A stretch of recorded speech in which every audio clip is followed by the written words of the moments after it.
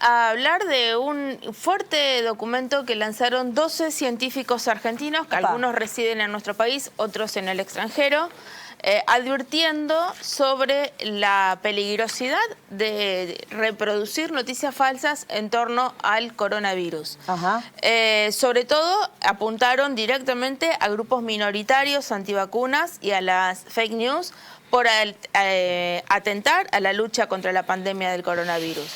Para decirlo sencillamente, cuanto más información falsa circule, más lejos vamos a estar de tener la posibilidad de, no sé si dar por finalizada la pandemia, no sé si por dar por finalizada la enfermedad, pero por lo menos contar con un cuadro sanitario mucho mejor al que hemos logrado tener.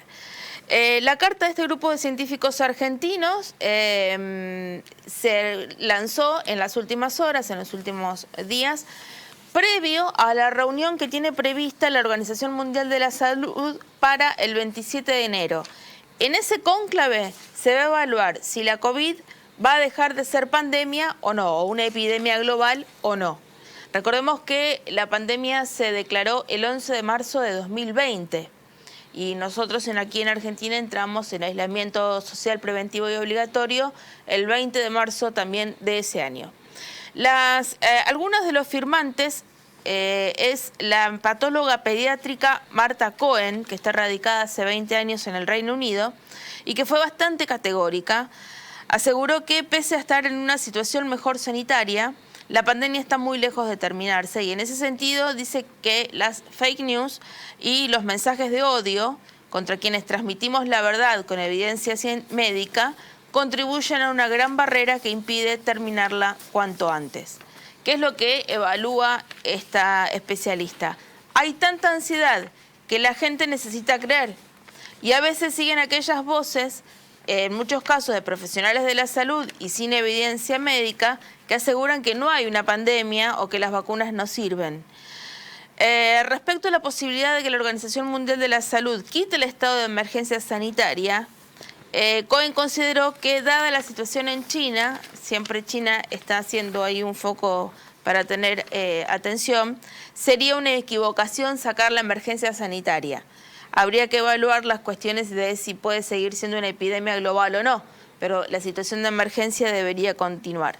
Por otra parte, Laura Bober, que es otra de las firmantes, otra científica, aseguró que decidieron expresarse a través de esta carta tras la circulación de un sinfín de mensajes de médicos antivacunas que hablan sin fundamentos científicos, cometiendo errores garrafales en la terminología e inventando conceptos que no son en absoluto claros. Y por otro lado tenemos personas que sin una mala intención retransmiten mal las noticias por leerlas y sacarlas de contexto. Cansados de esto, creímos que debíamos escribir una carta que ayude a distinguir la paja del trigo, aseguró Laura Bober, que se encuentra en estos momentos radicada en Estados Unidos.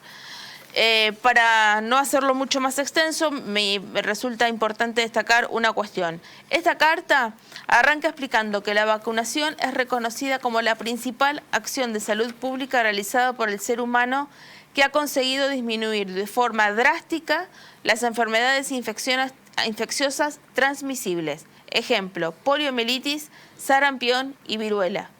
Imaginémonos si no tuviésemos aplicada la dosis para la polio, para el sarampión o para la viruela, que forma parte del calendario obligatorio. Los especialistas que firman este documento también dicen que fue necesario realizar un enorme esfuerzo de la comunidad científica para desarrollar vacunas. Recordemos que esto se produjo en un corto plazo y de la manera más rápida y de la manera más eficaz posible. Y estas vacunas permitieron disminuir la propagación de la enfermedad y la mortalidad causada por esta enfermedad. Sin embargo, este enorme avance fue atacado de manera irracional y poco seria. El mundo continúa atravesando la pandemia provocada por el virus SARS-CoV-2.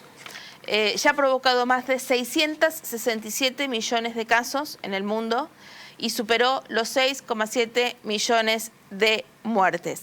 Y lo último que me resulta importante es que esta carta, que firman 12 científicos y científicas argentinos, tomó como caso una investigación del Instituto Tecnológico de Massachusetts que demostró que las fake news, o sea, las noticias falsas que circulan por Twitter, tienen una rapidez 10 veces superior y captan una audiencia más amplia y más extensa en comparación con las noticias verdaderas.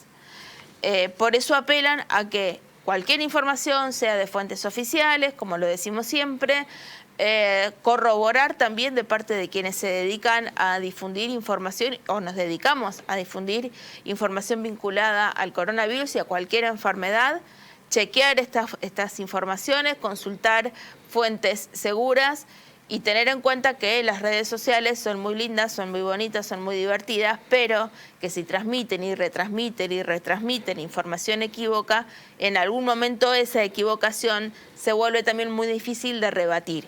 Así que atención con esto, chequea si podés la información y no le lleves tanto apunte a las difusiones sobre los movimientos antivacunas que no están haciendo un favor a la salud pública.